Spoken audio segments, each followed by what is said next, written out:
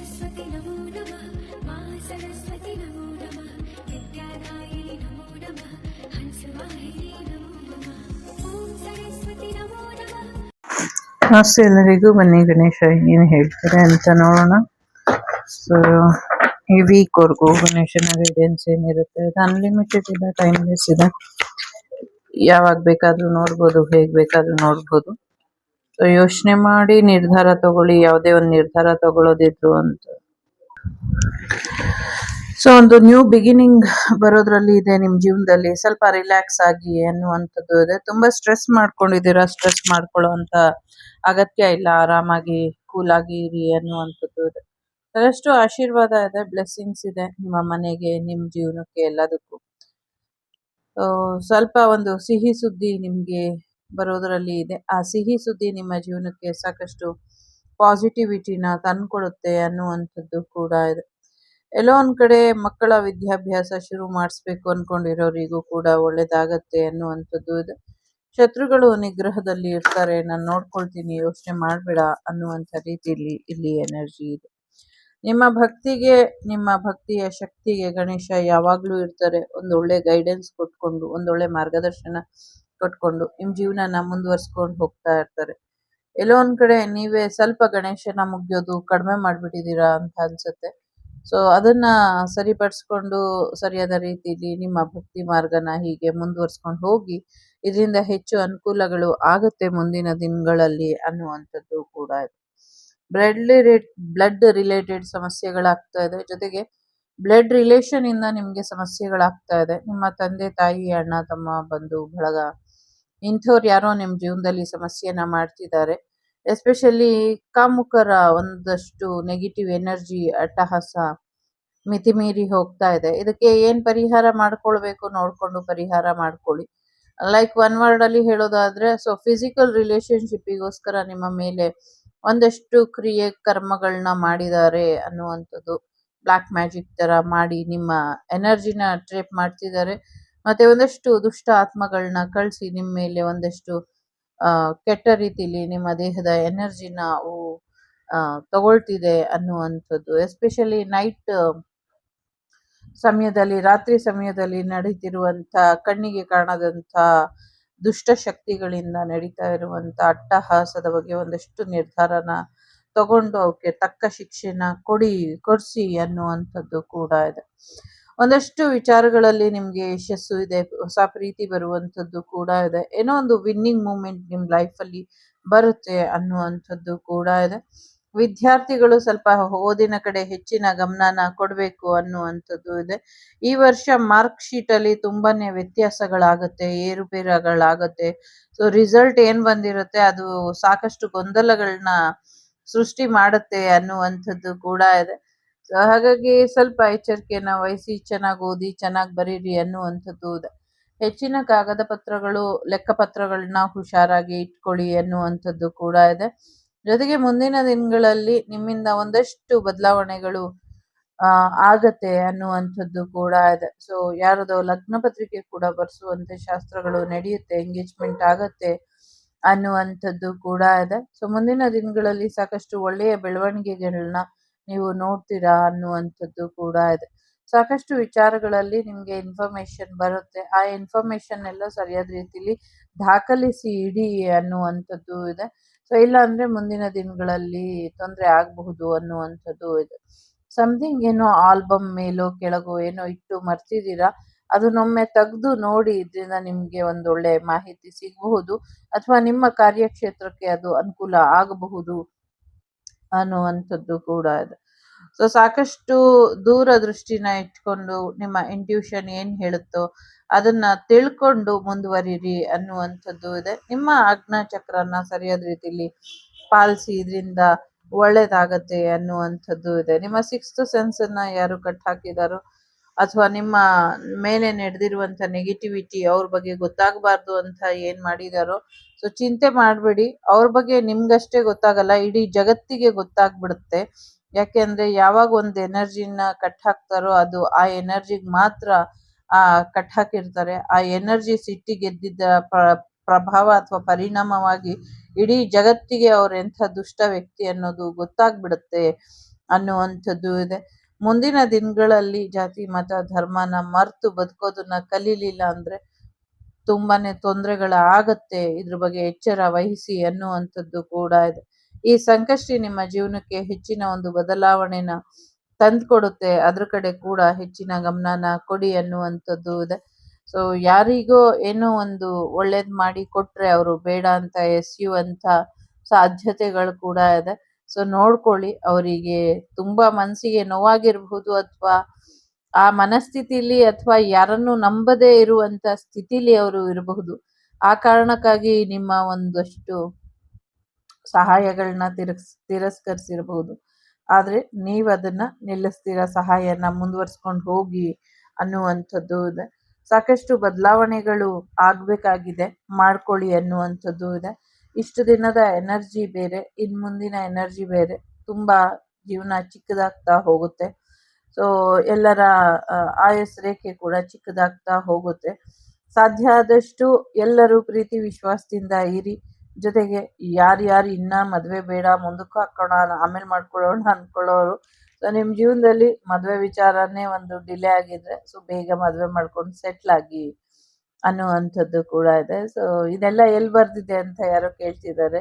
So ಚಂದ್ರನ ಒಂದು energy ಮತ್ತೆ ಈ ಒಂದು ಪ್ರಯಾಣದ ಒಂದು ಎನರ್ಜಿ ಸಾಕಷ್ಟು ಮಾಹಿತಿನ ಹೇಳುತ್ತೆ. ಲೈಕ್ ಇಂಟ್ಯೂಷನ್ ಇಂದ ನಮ್ಗೆ ಸಾಕಷ್ಟು ಮಾಹಿತಿ ಬರುತ್ತೆ. ಸೊ ಮಾಡ್ತಾ ಮಾಡ್ತಾ ನಿಮ್ಗೂ ಅಭ್ಯಾಸ ಆಗತ್ತೆ, ಮಾಡಿ.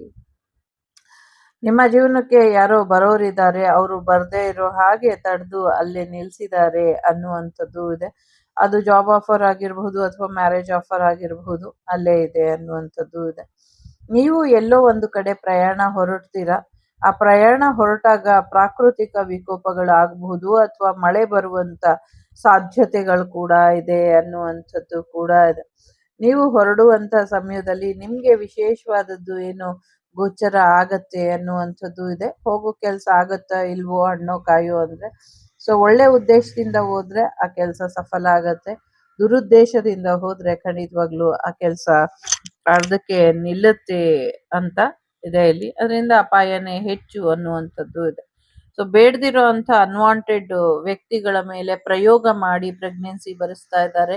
ಹೆಚ್ಚು ಹೆಚ್ಚು ಹೆಣ್ಣು ಮಕ್ಕಳು, ಪುಟ್ಟ ಪುಟ್ಟ ಮಕ್ಕಳು, ಗಂಡು ಮಕ್ಕಳು, ಹೆಣ್ಣು ಮಕ್ಕಳು ಎಲ್ಲರ ಮೇಲೂ ಎನರ್ಜಿ ಅಟ್ಯಾಕ್ ಮಾಡ್ತಿದ್ದಾರೆ.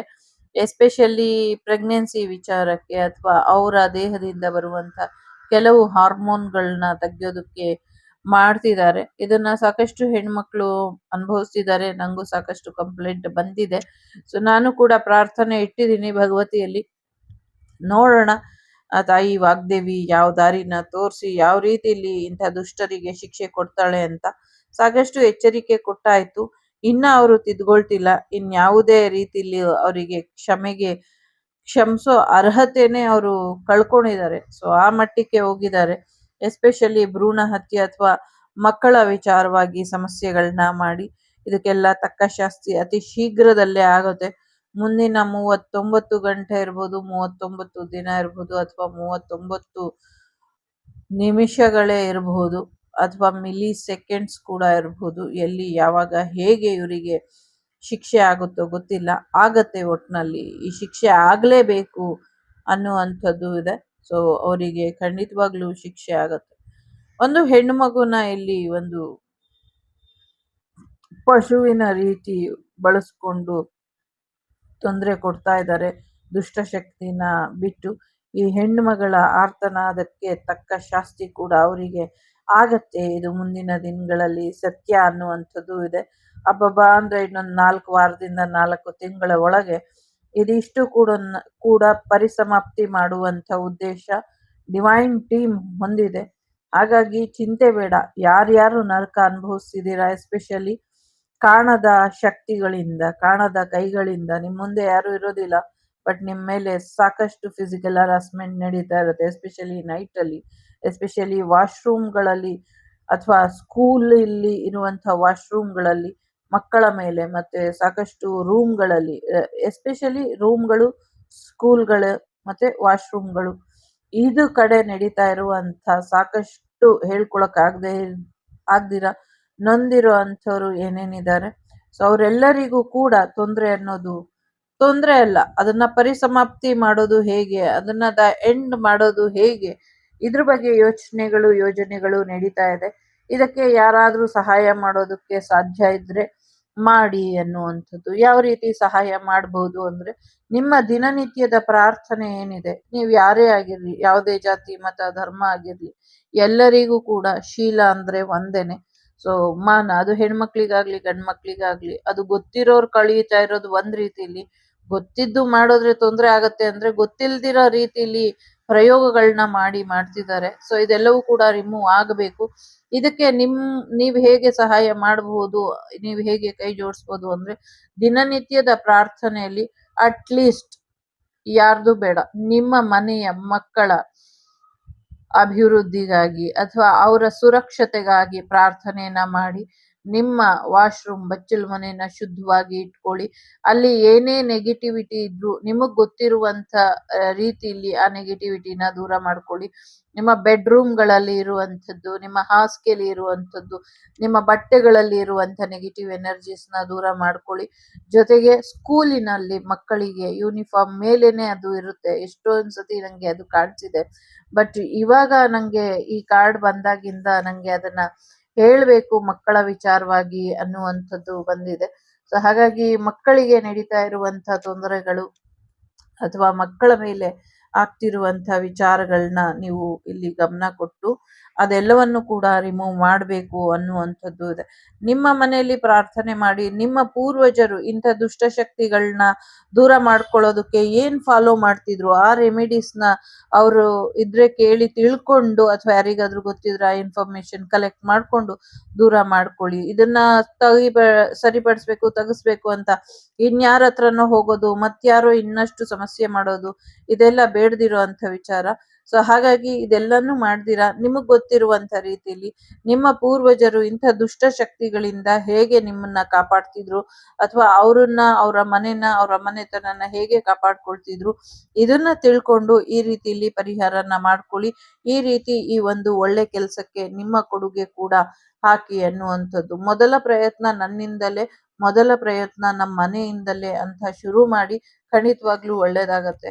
ಜಗತ್ತಿಗೆ ಮುಂದಿನ ದಿನಗಳಲ್ಲಿ ಒಳ್ಳೇದಾಗಬೇಕು. ಈಗಾಗ್ಲೇ ಕಲಿಗಾಲ ತುಂಬಾ ಕೆಟ್ಟದಾಗಿದೆ. ಸೊ ನೆಕ್ಸ್ಟ್ ಇಯರ್ ಯುಗಾದಿ ಕಳಿಯೋವರೆಗೂ ಇನ್ನ ಸಾಕಷ್ಟು ಟ್ರಾಜಿಡಿ. ಆಗ್ಲೇ ಹೇಳ್ದಂಗೆ ಗೀತಾ ಡೆಕ್ಕಲ್ಲಿ ಹೇಳ್ದಂಗೆ ಪ್ರಾಕೃತಿಕ ವಿಕೋಪಗಳು ಸ್ವಲ್ಪ ಹೆಚ್ಚಾಗತ್ತೆ. ಸೊ ಸರಿಯಾಗಿ ಸೇವಿಂಗ್ಸ್ ಮಾಡಿ ಇಟ್ಕೊಳ್ಳಿ ಅನ್ನುವಂಥದ್ದು ಮತ್ತೆ ಮತ್ತೆ ಇಲ್ಲಿ ಇದೆ. ಸೊ ಸ್ವಲ್ಪ ಹುಷಾರಾಗಿ ನಿಮ್ಮ ಮಕ್ಕಳನ್ನ ಜೋಪಾನ ಮಾಡಿ. ಪ್ರತಿಯೊಂದು ಸ್ಕೂಲಲ್ಲೂ ಕೂಡ ಇದ್ರ ಬಗ್ಗೆ ಜಾಗೃತಿ ವಹಿಸ್ಬೇಕು. ತುಂಬಾನೇ ನೆಗೆಟಿವಿಟಿ ಜನಗಳು ಮಾಡಿದಾರೋ ಅಥವಾ ಏನಿದೆಯೋ ಗೊತ್ತಿಲ್ಲ, ತುಂಬಾನೇ ನೆಗೆಟಿವಿಟಿ ನಿಮ್ಮ ಸ್ಕೂಲ್ಗಳಲ್ಲಿ ಇದೆ. ಈ ಶಾಲೆ ಆ ಶಾಲೆ ಅಂತ ಅಲ್ಲ, ಎಲ್ಲ ಜಾತಿ ಮತ ಧರ್ಮದ ಶಾಲೆಯಲ್ಲೂ ಇದೆ. ನೀವೆಂಥ ದೊಡ್ಡ ಶಾಲೆ ಇಟ್ಟಿದ್ರು, ಎಷ್ಟೇ ಪ್ರೊಟೆಕ್ಷನ್ ಇಟ್ಟಿದ್ರು, ಏನೇ ಪೂಜೆ ಮಾಡಿಸಿದ್ರು ಇದೆ ಅಂದ್ಮೇಲೆ ಇದೆ, ಅದಕ್ಕೆ ನೀವು ರಕ್ಷೆ ಹಾಕಬೇಕು ಅನ್ನುವಂಥದ್ದು ಇದೆ. ಮುಂದಿನ ದಿನಗಳಲ್ಲಿ ನಿಮ್ಮ ಪೀಳಿಗೆ ನಂತರ ಮುಂದಿನ ಪೀಳಿಗೆ ಸುರಕ್ಷಿತವಾಗಿ ಇರಬೇಕು, ಅವರಾಗಿ ಯೋಚನೆ ಮಾಡಿ ಒಂದು ಕೊಡುಗೆಗಳಾಗಿ ಬರಬೇಕು ದೇಶಕ್ಕೆ ಅನ್ನೋದಾದ್ರೆ ನೀವು ಇದನ್ನ ಮಾಡ್ಕೊಳ್ಬೇಕು. ಯಾವುದೇ ಕಾರಣಕ್ಕೂ ನೆಗ್ಲೆಕ್ಟ್ ಮಾಡೋದ್ರೆ ಅದರಿಂದ ನೀವೇ ತೊಂದರೆ ಅನುಭವಿಸಬಹುದು. ಸ್ವಲ್ಪ ಎಚ್ಚರಿಕೆನ ವಹಿಸಿ ಅನ್ನುವಂಥದ್ದು ಇದೆ. ಸೊ ಮನೆಯೇ ಮೊದಲ ಪಾಠಶಾಲೆ ಅನ್ನೋದಕ್ಕೆ ಜೊತೆಗೆ ಮನೆಯೇ ಮೊದಲ ರಕ್ಷಣಾ ಶಾಲೆ ಅಂತ ಕೂಡ ಹೇಳಿ, ನಿಮ್ಮ ಮನೇನ, ನಿಮ್ಮ ಮಗುವನ್ನ ನಿಮ್ಮ ಮನೆಯಿಂದಲೇ ರಕ್ಷೆ ಮಾಡಿ ಕಳಿಸಿ. ಅದು ಎಲ್ಲೇ ಹೋಗಿ ಏನೇ ಬಂದ್ರು ಆ ಮಗುಗೆ ಏನು ತಾಕಬಾರ್ದು, ಏನು ದುಷ್ಟ ಶಕ್ತಿಗಳು ತಾಕಬಾರ್ದು. ಅದು ದೊಡ್ಡವರಾಗಿರ್ಲಿ, ಚಿಕ್ಕವರಾಗಿರ್ಲಿ, ಯಾರೇ ಆಗಿರ್ಲಿ, ಈ ಒಂದು ಪ್ರಯತ್ನಕ್ಕೆ ಕೈ ಜೋಡಿಸಿ. ಮುಂದಿನ ದಿನಗಳಲ್ಲಿ ಈಗಾಗ್ಲೇ ದೊಡ್ಡ ಮಟ್ಟದಲ್ಲಿ ಆಗೋಗಿದೆ, ಇನ್ನ ದೊಡ್ಡ ಮಟ್ಟದಲ್ಲಿ ಆಗದೆ ಇರೋ ಹಾಗೆ ನೋಡ್ಕೊಳ್ಳಿ ಅನ್ನುವಂಥದ್ದು ನನ್ನ ಪ್ರಾರ್ಥನೆ ಇದೆ. ಸೊ ಹಾಗಾಗಿ ಪ್ರೆಗ್ನೆಂಟ್ ಯಾರಿದ್ದಾರೆ, ಸೊ ಅವರಿಗೆಲ್ಲರಿಗೂ ಚಿಂತೆ ಬೇಡ, ಒಳ್ಳೆ ಮಗು ಆಗುತ್ತೆ ಅನ್ನುವಂಥದ್ದು ಇದೆ. ಆಹಾರದ ಬಗ್ಗೆ ಸ್ವಲ್ಪ ಹೆಚ್ಚಿನ ಗಮನನ ಕೊಡಿ ಅನ್ನುವಂಥದ್ದು ಇದೆ. ಏನೋ ಒಂದು ಉಂಡೆ, ಲಡ್ಡು ಈ ಥರದ್ರಲ್ಲಿ ಏನೋ ಒಂದು ಸ್ವಲ್ಪ ಫುಡ್ಗೆ ರಿಲೇಟೆಡ್ ಫುಡ್ ಪಾಯ್ಸನ್ ಥರದ್ದು ಏನೋ ಹಾಕಿದ್ದಾರೆ. ಸ್ವಲ್ಪ ಎಚ್ಚರಿಕೆನ ವಹಿಸಿ ಅನ್ನುವಂಥದ್ದು ಕೂಡ ಇದೆ. ಕಾರ್ಯಕ್ಷೇತ್ರದಲ್ಲಿ, ಅಧಿಕಾರದ ಕ್ಷೇತ್ರದಲ್ಲಿ ಅಥವಾ ನಿಮ್ಮ ಬಿಸ್ನೆಸ್ ಜಾಬ್ ರಿಲೇಟೆಡ್ ಸ್ವಲ್ಪ ಸಮಸ್ಯೆಗಳು ಇದೆ. ಶತ್ರುಗಳು ಹೆಚ್ಚಿನ ತೊಂದರೆಗಳನ್ನ ಮಾಡ್ತಿದ್ದಾರೆ. ಅವ್ರನ್ನ ಹೇಗೆ ರಿಮೂವ್ ಮಾಡೋದು ಅಥವಾ ಅವರ ಸ್ಥಾನನ ಹೇಗೆ ತೋರ್ಸ್ಕೊಡೋದು, ಇದ್ರ ಕಡೆ ಗಮನನ ಕೊಡಿ. ಕೆಲವು ಸತಿ ಏನಾಗುತ್ತೆ ಅಂದ್ರೆ ನಮ್ಮ ಯೋಗ್ಯತೆನ ಮೀರಿ ನಾವೇ ಕೆಳಗೆ ಇಳಿದ್ಬಿಟ್ಟಿರ್ತೀವಿ. ಹೌದಪ್ಪ, ಇವ್ರನ್ನ ನಾವು ಸಮಾನ ದೃಷ್ಟಿಕೋನದಿಂದ ನೋಡೋಣ, ಅವ್ರನ್ನೂ ನಮ್ಮಂತೆ ಬೆಳೆಸೋಣ, ಅವರು ನಮ್ಮಂಗೆ ಅಂತ ಅನ್ಕೊಂಡಿರ್ತೀವಿ. ಆದ್ರೆ ಅವರು ಅವರ ಯೋಗ್ಯತೆನ ಮರ್ತ್ಬಿಟ್ಟು ಅದೇನೋ ತಲೆ ಮೇಲೆ ಕುತ್ಕೊಂಡು ಮಸಾಲೆ ಅರಿತಾರೆ ಅಂತಾರಲ್ಲ, ಆ ತರ ಮಾಡ್ತಿದ್ದಾರೆ. ಸೊ ಹಾಗಾಗಿ ಯೋಗ್ಯತೆಗೆ ತಕ್ಕಂತೆ ಅವ್ರವರಿಗೆ ಅವ್ರವರ ಕೊಡುಗೆಗಳನ್ನ ಕೊಡಿ, ಒಳ್ಳೇದಾಗತ್ತೆ ಅವಾಗ ನಿಮ್ಗೆ ಅನ್ನುವಂಥದ್ದು ಕೂಡ ಇದೆ. ಸೊ ಒಳ್ಳೇದಾಗತ್ತೆ. ನಿಮ್ಮ ಗಾಡಿ ತುಂಬಾ ಸೌದೋಗಿದೆ, ಸೊ ಗಾಡಿಗೆ ಸ್ವಲ್ಪ ರೆಸ್ಟ್ ಕೊಟ್ಟು ಬೇರೆ ಗಾಡಿ ಯಾವ್ದಾದ್ರು ತಗೊಳ್ಳಿ ಅನ್ನುವಂಥದ್ದು ಕೂಡ ಇದೆ ಇಲ್ಲಿ. ಸೊ ಯಾವುದೋ ಒಂದು ಆನೆ ಇಹಲೋಕ ಬಿಡುತ್ತೆ ಅನ್ನುವಂಥದ್ದು ಕೂಡ ಇದೆ. ಬಿಸ್ನೆಸ್ ವಿಚಾರದಲ್ಲಿ ಹೆಚ್ಚಿನ ರಕ್ಷೆ ಇದೆ ಅನ್ನುವಂಥದ್ದು ಇದೆ. ಹತ್ತಿ ಬೆಳೆಗಾರರಿಗೆ ಹೆಚ್ಚಿನ ಒಳ್ಳೇದಾಗತ್ತೆ, ಹೆಚ್ಚಿನ ಉದ್ಯೋಗ ಸಿಗುತ್ತೆ ಅನ್ನುವಂಥದ್ದು ಕೂಡ ಇದೆ. ಸೊ ಸಮಥಿಂಗ್ ಏನೋ ಲವಂಗಕ್ಕೆ ಸಂಬಂಧಪಟ್ಟಂಗೂ ಕೂಡ ಹೆಚ್ಚಿನ ಅನುಕೂಲಗಳು ಆಗತ್ತೆ ಅನ್ನುವಂಥದ್ದು ಕೂಡ ಇದೆ. ಸೊ ಬಂಗಾರದ ಬೆಳೆನ ತೆಗಿತೀರಾ ಅಂತ ಕೂಡ ಕೇಳಿಸ್ತಾ ಇದೆ. ಹೆಚ್ಚು ಬಿರುಗಾಳಿ ಸಹಿತ ಮಳೆ ಬರುವಂಥದ್ದು, ಸೈಕ್ಲೋನ್ ಆಗುವಂಥದ್ದು ಕೂಡ ಇದೆ. ಸ್ವಲ್ಪ ಹೆಚ್ಚಿನ ಗಮನನ ಹರಿಸಿ ಅನ್ನುವಂಥದ್ದು ಇದೆ. ಯಾರೋ ಎಲ್ಲಿಗೋ ಪ್ರಯಾಣ ಹೋಗ್ದಿರಾ ಪ್ರಯಾಣ ಕಂಪ್ಲೀಟ್ ಆಗ್ದಿರಾ ವಾಪಸ್ ರಿಟರ್ನ್ ಆಗುವಂತ ಸಾಧ್ಯತೆಗಳು ಕೂಡ ಇದೆ. ಯಾವುದೋ ಒಂದು ದೇವಸ್ಥಾನಕ್ಕೆ ಹೊರಟು ಕೂಡ ವಾಪಸ್ ಬರುವಂತ ಸಾಧ್ಯತೆ ಇದೆ. ಮದುವೆ ವಿಚಾರಕ್ಕೆ ಕೈ ಹಾಕಿ ಅದನ್ನು ಕೂಡ ಅರ್ಧಂಬರ್ಧಂ ಆಗಿ ವಾಪಸ್ ಬರುವಂತ ಸಾಧ್ಯತೆಗಳು ಕೂಡ ಇದೆ. ಸೊ ಬಿಸ್ನೆಸ್ ವಿಚಾರ, ಪ್ರೆಗ್ನೆನ್ಸಿ ವಿಚಾರ, ಮತ್ತೆ ನಿಮ್ಮ ಥ್ರೋಟ್ ಚಕ್ರದ ವಿಚಾರ, ಸತ್ಯ ಸುಳ್ಳುಗಳ ನಡುವಿನ ಒಂದಷ್ಟು ಬದಲಾವಣೆಗಳನ್ನ ಮಾಡ್ಕೊಳ್ಳಿ ಅನ್ನುವಂಥದ್ದು ಕೂಡ ಇದೆ. ಆರ್ಟಿಫಿಷಿಯಲ್ ಫ್ಲವರ್ಸ್ ಬಿಸ್ನೆಸ್ ಯಾರೋ ಶುರು ಮಾಡ್ತಾರೆ ಇಲ್ಲಿ. ಜೊತೆಗೆ ಒಂದಷ್ಟು ಡೆಕೋರೇಷನ್ ಫ್ಲವರ್ಸ್ ನ ಬೆಳೆದ್ರು ಕೂಡ, ಈ ವೆಡ್ಡಿಂಗ್ ಅಲ್ಲೆಲ್ಲ ಹಾಕ್ತಾರಲ್ಲ ಮದ್ವೆಗಳಲ್ಲಿ, ಆ ತರದ ಹೂಗಳನ್ನ ಬೆಳೆದ್ರು ಕೂಡ ಒಳ್ಳೆ ರೀತಿಲಿ ಲಾಭ ಬರುತ್ತೆ ಅನ್ನುವಂಥದ್ದು ಕೂಡ ಇದೆ. ಜೊತೆಗೆ ಆಯುರ್ವೇದಿಕ್ಕಿಗೆ ಸಂಬಂಧಪಟ್ಟಂಗೆ ಪ್ರತಿಯೊಬ್ಬರ ಹೊಲದಲ್ಲೂ ಬೆಳೀರಿ ಬೆಳೆಗಳನ್ನ, ಇದರಿಂದ ಅನುಕೂಲ ಆಗತ್ತೆ ಅನ್ನುವಂಥದ್ದು ಕೂಡ ಇದೆ. ಯಾರು ಸುಳ್ಳು ಹೇಳ್ತಿದ್ದಾರೆ, ಯಾರು ಸತ್ಯ ಹೇಳ್ತಿದ್ದಾರೆ, ಇದನ್ನ ತಿಳ್ಕೊಂಡು ಮುಂದುವರಿರಿ ಅನ್ನುವಂಥದ್ದು ಇದೆ. ಇಲ್ಲಿ ಆಲ್ಮೋಸ್ಟ್ 6 ಚಕ್ರಗಳ ಎನರ್ಜಿ ಇದೆ. ಸೊ ಹಾಗಾಗಿ ನಿಮ್ಮ ಚಕ್ರ ಇನ್ಬ್ಯಾಲೆನ್ಸ್ ಆಗಿದೆ, ಚಕ್ರಗಳ ಬ್ಯಾಲೆನ್ಸ್ ಮಾಡ್ಕೊಳ್ಳಿ ಅನ್ನುವಂಥದ್ದು ಕೂಡ ಇದೆ.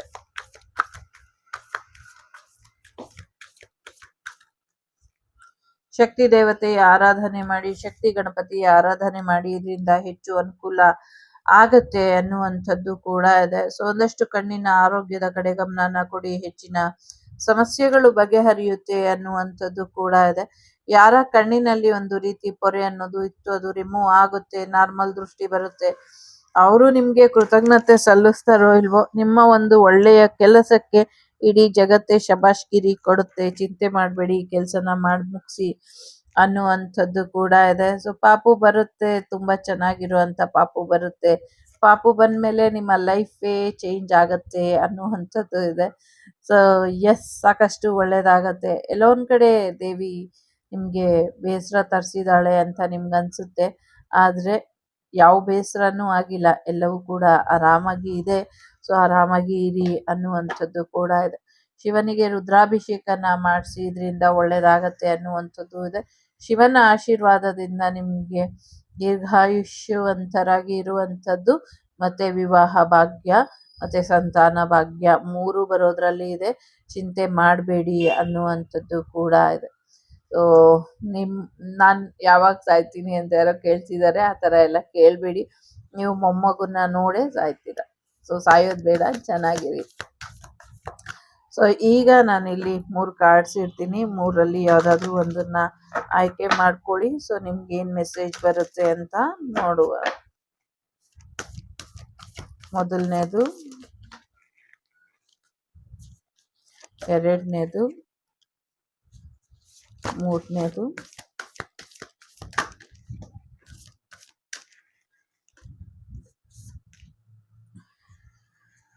31ರೊಳಗೆ ಒಂದು ಡಿಸಿಷನ್ ತಗೊಳ್ಳಿ, ಒಂದು ನ್ಯೂ ಬಿಗಿನಿಂಗ್ ಮಾಡಿ, ದುಡ್ಡು ಬರುತ್ತೆ, ದುಡ್ಡಿನ ಬಗ್ಗೆ ಯೋಚನೆ ಮಾಡಬೇಡಿ ಅನ್ನುವಂಥದ್ದು ಇದೆ. ಸೊ ಡಿಸೆಂಬರ್ 31 ತುಂಬ ಇಂಪಾರ್ಟೆಂಟ್. ಹೋದ ವರ್ಷ ಡಿಸೆಂಬರ್ 31, ಈ ವರ್ಷ ಡಿಸೆಂಬರ್ 31 ನೋಡ್ತೀನಿ ಅಂತಾನೆ ಅಂದ್ಕೊಂಡಿರಲಿಲ್ಲ.